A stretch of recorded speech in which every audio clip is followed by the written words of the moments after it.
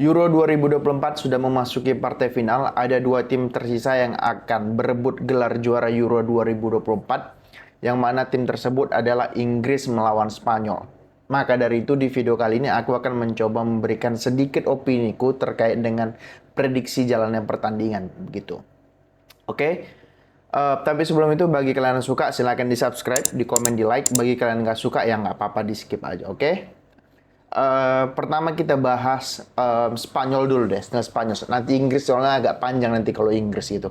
Nah, kalau Spanyol, kalau aku pribadi ya, secara pribadi kan udah aku bilang di video-video sebelumnya, dua tim yang bermain bagus di Euro ini cuma dua, yaitu Spanyol dan juga Jerman. Sayangnya mereka bertemu di quarter final gitu. Seharusnya makanya aku bilang kan di awal udah aku bilang jangan heran antara Jerman dan Spanyol ini masuk final ya. Ternyata drawingnya Jerman dan juga Spanyol ini jumpa di quarter final, dan juga ya Spanyol terbukti masuk final gitu kan. Bahkan di bagian sebelah aku bilang ya kalau nggak Belanda ya Inggris, karena memang secara kualitas pemain memang dua tim inilah yang layak untuk masuk ke partai final kayak gitu. Nah, kemudian aku mau bahas si apa Spanyolnya dulu deh. Secara permainan ya Spanyol di bawah De La Fuente ya rasaku cukup bagus gitu di sebelumnya kan era Enrique, kemudian Lopetegui, kemudian siapa sih sebelumnya, nggak begitu mencolok lah, tidak begitu diperhitungkan di setiap turnamen yang mereka ikuti gitu. Tapi datangnya De La Fuente ini sedikit memberikan warna baru. Tapi ya kalau kita bandingkan dengan Spanyol eranya Xavi, Iniesta, Busquets, Villa, ya tim ini masih ada 2-3 level di bawah tim yang juara dunia kemarin itu. Murni karena apa? Ya karena kualitas pemain, dan juga murni karena pada saat Spanyol juara dunia dan back to back juara Eropa, pemainnya top-top semua dan juga sudah berpengalaman, sudah 25 ke atas semuanya umur mereka ya kan. Kalau ini kan ya Nico Williams masih 21 atau 22. Kemudian ya Lamine Yamal itu masih 16 tahun anak SMA gitu. Masih kemudian Pedri masih 20 tahun. Sayangnya dia cedera. Intinya pemain-pemain kunci Spanyol juara dunia 2010 itu sudah memasuki masa matang. Sedangkan sekarang pemain kunci di Spanyol itu kan ya murni ada tiga, Rodri, Nico Williams, dan juga si Lamine Yamal. Yang sudah senior itu Rodri. Lamine Yamal dan juga Nico Williams ini kan masih junior lah dibilang, tapi sudah membuktikan mereka bisa bermain. Tapi secara pengalaman mereka belum bisa dikatakan sebagai pemain senior yang bisa ngangkat tim lebih jauh lagi gitu. Nah, kalau secara formasi ya seperti biasa, Spanyol nggak banyak berubah sih kalau aku bilang. Secara formasi ya mungkin aku nggak tahu apakah kalau Carvajalnya udah bisa main ya Carvajal pasti ditaruh di bek kanan. Kemudian di bek tengah aku lebih prefer itu Nacho daripada yang siapa sih yang satu lainnya lagi. Lebih prefer Nacho dan juga Laporte di lini belakang, karena Nacho musim ini tampil bagus luar biasa pada saat lawan City di semifinal, di final. Nacho main luar biasa bagusnya kalau aku bilang gitu loh, ngerti nggak? Jadi kalau aku pribadi ya lebih prefer Nacho, kemudian di tengahnya Rodri ya. Jadi pertanyaannya sekarang kan siapa yang akan menggantikan peran Pedri gitu. Nah, banyak nama kayak gitu. Ya di tengah kan biasanya Rodri, Pedri sama Fabian Ruiz. Sekarang si ininya nggak si apa? Pedrinya nggak main ya mungkin ya taruh di tengah, karena pada saat Pedri cedera melawan si Jerman yang masuk itu kan Olmo ya. Menurutku Olmo di tengah, di depan ya udah pasti Williams di kiri, Yamal di kanan, kemudian Morata di depan kayak gitu. Jadi ya kalau aku pribadi itu sih, karena Spanyol juga nggak banyak perubahan pemain, karena setiap pemain yang dimainkan itu perform lah kebanyakan gitu. Jadi permasalahan kan sekarang adalah siapa yang akan menjadi pengganti kalau misalnya deadlock. Kan itu yang jadi permasalahan. Mereka nggak punya pemain super sub kayak di Inggris punya Watkins, punya Ivan Toney, punya Shaw. Banyak pemain lah yang bisa diandalkan kayak gitu. Jadi kalau menurutku Spanyol selagi sistem pemainnya ini lagi perform hari itu selesai itu Inggris guys. Menurutku selesai itu Inggris dibuat di Spanyol kayak gitu. Nah, kemudian kalau kita mau bahas Inggris, nah Inggris ini agak complicated kalau aku bilang. Bentar, aku nengok formasinya. Nah, ya Inggris ini pemainnya itu di atas kertas luar biasa. Oke, dari belakang sampai depan. Mungkin yang agak mediocre itu mungkin di bagian penjaga gawang. Dari back, tengah, depan itu kalau aku bilang ya pemain top bagus dan top gitu. Mungkin Pickford aja yang agak sedikit mediocre lah gitu. Karena kalau Pickford hebat dia nggak main di Everton gitu kan. Minimal main di Arsenal lah kayak gitu.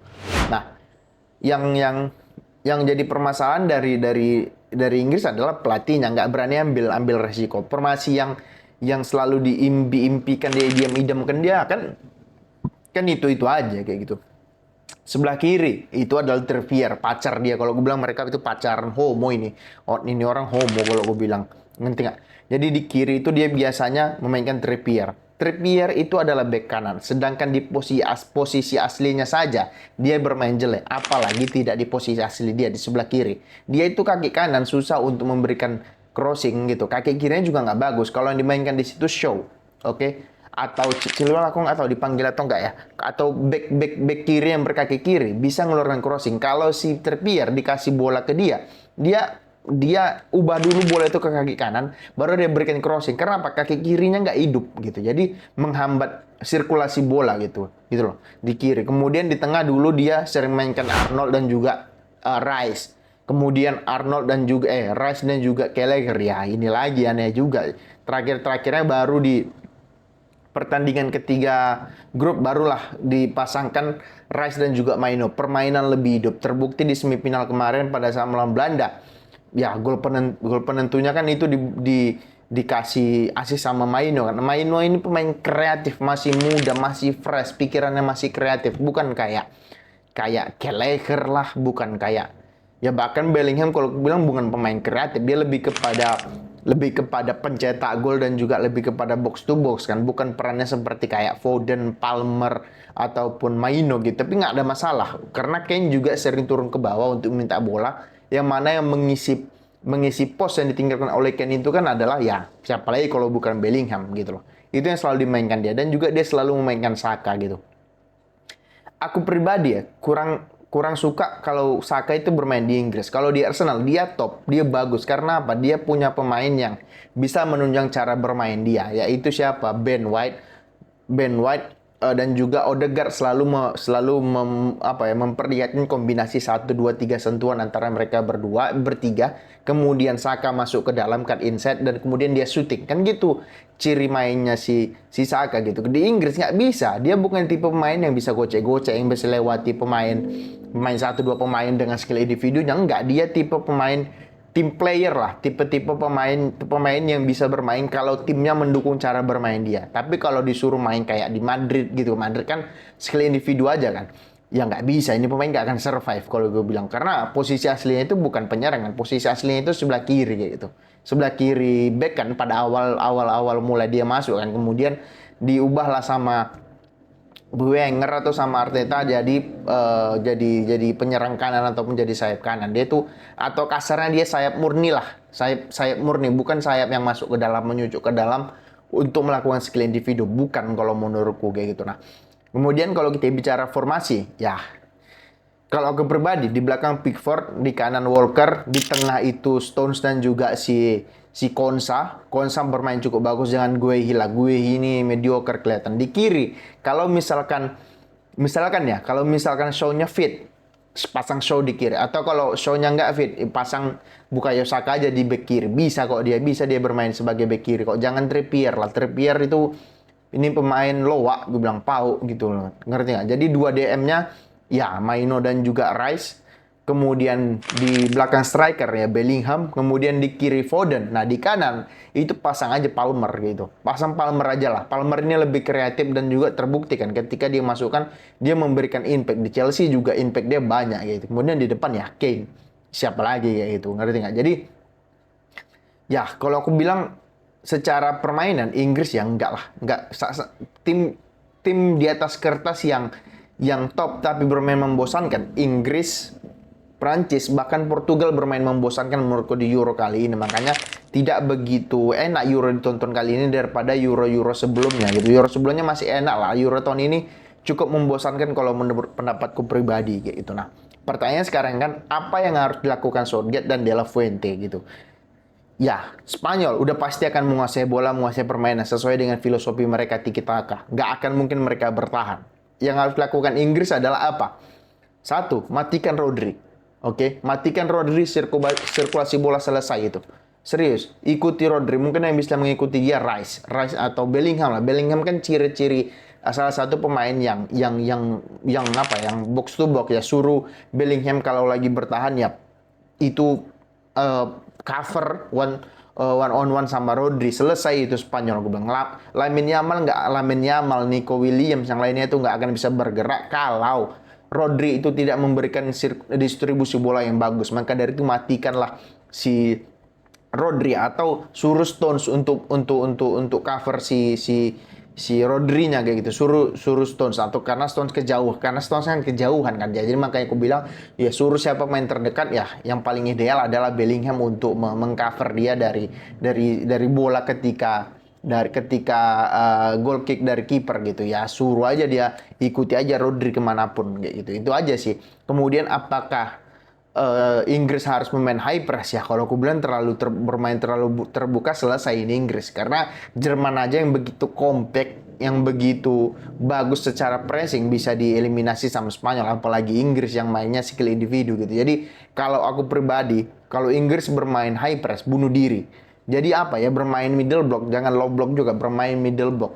Mereka hanya baru ngepres ketika di daerah pertahanan mereka sendiri. Jangan di daerah pertahanannya si Spanyol. Kalau itu dilakukan, selesai. Pertandingan selesai. Spanyol akan menang kayak lawan Italia 2012 ya. Bermain terlalu terbuka, terlalu berani. Spanyol sejelek-jeleknya Spanyol, mereka punya filosofi tiki taka sebagai tim yang bisa nguasai bola, passing kiri, kanan, depan itu ya udah tutup mata mereka bisa. Jadi kalau bermain terlalu terbuka, selesai Inggris. Dan juga ya, kalau aku pribadi siapa yang harus menang ya, sebenarnya aku nggak mau bilang ini sebenarnya. Ya kalau aku berharapnya Inggris yang juara karena secara tim mereka lebih baik, dan juga secara ya karena ada pemain MU di situ, ada Shaw, ada Maino gitu, agak subjektif lah. Kalau Spanyol ya masih terlalu muda skuadnya untuk menjadi juara, mereka akan berpuas diri gitu loh, ngerti nggak? Jadi ya, aku berharap Inggris lah yang juara, dan jangan sampai adu penalti, karena kalau sampai adu penalti mau jam jam habis subuh kita baru tidur, mau jam berapa lagi tidurnya kayak gitu. Oke? Itu dulu konten kita kali ini. Bagi kalian yang suka silahkan di subscribe, di komen, di like. Bagi kalian yang nggak suka ya nggak apa-apa, di skip aja. Oke? Terima kasih, semoga terhibur.